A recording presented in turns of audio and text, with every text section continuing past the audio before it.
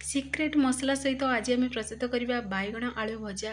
बैगण जो मैंने खाऊ ना ना से मैंने भी मागी मागी खाइबे ये बैगण भजा रेसिपी। तो चलतु लेट नक रेसिपी आज आम प्रस्तुत करवा। नमस्कार, जय जगन्नाथ पेंसिली कुकिंग को आपण मानक अनेक अनेक स्वागत। प्रथमे गोटे कड़े नवा, कड़े को प्रथमे टिके गरम होदबा। कड़े गरम हो सारा पर आम से एड करदे सोरिष तेल। आपण मैंने चाहिए रिफाइन तेल भी एड करेंगे। आती तेल खाया पसंद करती से अनुसार तेल एड करेंगे। जी आलू बैगण में बनवाक चाहते से अनुसार तेल एड करेंगे। तो दबा आम से हाफ चामच सोरिष एड करवा। सोरिष को टी फुटा दबा। सोरिष टी फुटी सारा पर आम से एड करदे हाफ चामच जीरा। जीरा सोरिष बदल में आपण मैंने पंचफुटन भी एड करेंगे। ना देखिए कला जीरा भी एड करेंगे। ये सब को स्किप करके जीरा सोरिष को तो ये आम से जीरा को एड करदे। जीरा को भी टी फुटा दबा। जीराटा भलसे टी भाजी हो सारा पर आम टे भलसे आपको पीतिपातिया साहाय्य मिक्स करदे। तो आपण मैंने फुल वीडियो को वाच कर बनातु, देखिए बहुत बढ़िया टेस्टी लगे ये रेसिपीटी। ये रेसिपीटी जब आप थे बनाऊँ ना सब बन खाया इच्छा हो। आमती आपको रुटी नान परोटा सहित खाइबे बहुत बढ़िया टेस्टी लगे। भात डाली सहित तो पूरा जमीब ये रेसिपीटी। तो देखो ये जीरा सोरिष पूरा फुटी भी सारी। तो ये आम से एड करदे आलू बैगण को आम कटिंग कर रखी। प्रथम आम आलू को एड करवा।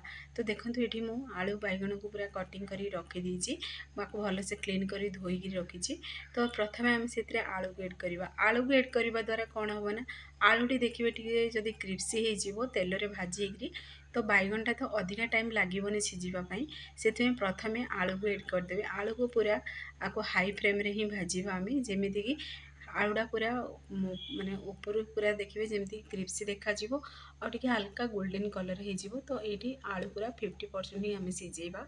50% आलू पूरा सीझी सारा पर आम से एड करदे बैगण को। तो देखो आलू टी हल्का गोल्डन कलर आसी पूरा क्रिप्सी भी देखा बाहर टिके ये आम 50% आलू पूरा सीझी जाइए। आलू पूरा 50% सीझी सारा पर आम से एड करदे बैगण को। तो बैगण को एड करी पुणी थे टे भलसे आपको मिक्स करदे। तो यही सब प्रोसेस आम मीडियम टू हाई फ्लेम रे ही बनवा। तो देखिए हाई फ्लेम रे जदि बनइबे पूरा क्रिप्सी भी बनइबो, खाइबा पूरा टेस्टी भी लगे। आ बैगण आलू परफेक्टली पूरा सीझ और टेस्ट तार किसी अलग आसो।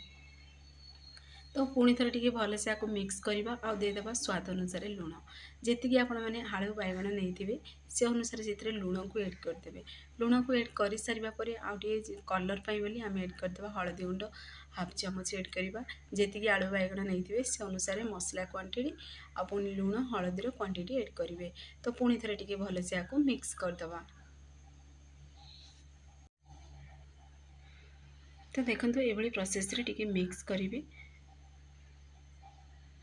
और सुखिला लंकाटा ये पूरापूरी ऑप्शनल अच्छी। मुझे प्रथम सुखिला लंका एड करी आपण मैंने चाहिए एड करेंगे ना स्किप भी करेंगे सुखिला लंका ये। तो देखो आलू ये पुणी बैगण से आम टे भलसे आपको मिक्स कर फ्राए कर सारी पुणी थे आम कवर को बंद करदे।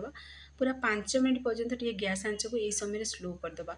जेहेतु बैगनटा टे सीझा टाइम लगे पुणी थे आलू आम से एड कर आलू भी जेहेतु 50% ही सीझी आउ 50% जमी आलूटा भी सीझीज। तो से भितर आमर मसला आम छेचा मसला सिक्रेट मसलाटा रेडी करवा। जेहेतु बिना पियाज रसुन प्रस्तुत कर देखो ये मुझे जीरा धनिया पान मधुरी नहीं पुणी कंचा लंका नहीं अल्प टे अदा नहीं एड कर धनिया पत्र। तो धनिया पत्र ये पूरापूरी ऑप्शनल अच्छी। तो आपण मैंने जी राग खाइबे से अनुसार कंचा लंका ने। तो ये चलतु आपको आम गोटे खदरा पेस्ट बनवा। आपण मैंने चाहिए आपको छेचिकी भी बनइबे ना बहुत बढ़िया फ्लेवर आसो। और ध्यान रखिए पूरा पेस्ट बनइबेनी। पूरा पेस्ट जब बनइबे ताले देखिए मसला स्मेल आसो खाया को एत टेस्टी लगेनि। जमी जीरा धनिया गुड़ाक जमी पूरा खदरा थी देखो ये प्रोसेस रे जमी कि 2 फड़ारू 3 फड़ा हो जीरा धनिया। तो देखो आपण पाखर भी देखुँ देखिए यही मसलार कोटिंगटा ना देखिए बहुत बढ़िया टेस्टी लगे। तो आपण मैंने यही तरीका घरे निश्चय थे ट्राए करूँ। तापर मत कमेंट बॉक्स रे कमेंट करूँ देखिए घरे समस्ते पसंद करेंगे। और देखो केते बढ़िया पूरा मसलाटी आमर बनिकी पूरा रेडी आम कर सारी आ बहुत बढ़िया ग्रीन ग्रीन कलर भी देखा। तो ये आपको आम साइड रखीदे। तो चलतु आग प्रणाली प्रस्तुत करवा। तो ये आम कौन करवा कवर को बाहर करवा। कवर को बाहर कर आपण मानक देखा देखो ये आमर आलू बैगण भी टे सीझी भी गला। तो ये पुणी थे टे भलसे आपको मिक्स करदे। आपण मैंने चाहिए प्रथम ही मसला को प्रथम एड करी आलू बैगण को एड करें किंतु देखिए ये प्रोसेस रे आलू बैगण टी सीझी सारिबा परे ये 50% लेखा सीझी सारिबा परे जदि मसला एड करेंगे ना बहुत बढ़िया टेस्टी लगे आ फ्लेवरटा तार भल आसो मसलाटी भी पुड़बनी परफेक्ट मात्रा रे माने भाजी हम देखिए पूरा क्रिस्पी बन गयो बहुत बढ़िया टेस्टी भी लगे तार फ्लेवरटा खाया पूरा भल लगे। तो मिक्स हो सारा पर आम से ऐड करदे से सिक्रेट जो आम छेचा मसला रखी ऐड करवा। तो ये मु पियाज रसुण को स्किप करछि आपण माने चाहिए ऐड करें। तो एबे आम से ऐड करदे राग लंका गुंड। तो मु जेहेतु कंचा लंका 2 ରୁ 3 पीस ऐड करी कंचा लंका एत राग नाला तो मुझे लाल लंका गुंड ऐड करछि। लाल लंका गुंड पूरापूरी ऑप्शनल अच्छी आपण माने चाहिए ऐड करेंगे ना स्किप करेंगे। आती भजा आपण मैंने बनवाक चाहूँगी से अनुसार कंचा लंका भी नहीं पारे और जदि कंचा लंका को ये स्किप करें आपण मैंने केवल लंका गुंड भी करें। तो एबे आम चलतु भल से मिक्स करदे। तो जेहेतु लंका गुंडा ऐड कले देखिए कलर भी बहुत बढ़िया आसो।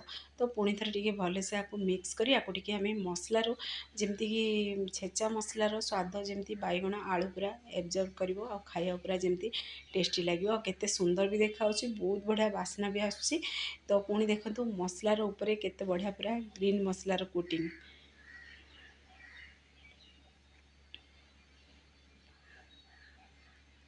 तो ये प्रोसेस रे आपको मिक्स करी समय गैस आंच को पूरा मीडियम फ्लेम में रखी भाजवा।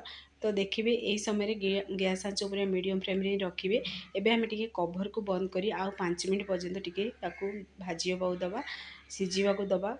तो आउ जो 20% ये थिला हमर सीझापी ये पूरा परफेक्टली सीझी भी जाइए। तो देखंतु कवर को बाहर कर देखा कलर भी पूरा पूरी चेंज हो सारी और केते क्रिस्पी भी बनी। तो तेल भी आम अल्प पकईले अधिका तेल भी ये एड होना। तो आपण मैंने जदि अधिका तेल खाया पसंद करती एड करेंगे ना कम खाया जब पसंद करती आपण मानकर मन पसंद अनुसार तेल एड करेंगे। देखो ये पाखर भी देखा कैमेरा सामने केते बढ़िया पूरा मसलार पूरा कोटिंग होती आलू बैगण उपर आउ केते बढ़िया क्रिस्पी बनिकी रेडी होती आलू बैगण रेसिपीटी।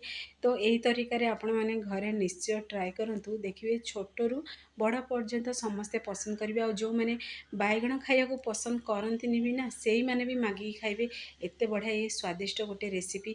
आउ ये रेसिपीटी ना पखाल सहित पूरा जमीब एमती भी आपको रुटी सहित परोटा सहित नान सहित भात डाली सहित खाइबे ना बहुत बढ़िया टेस्टी लगे।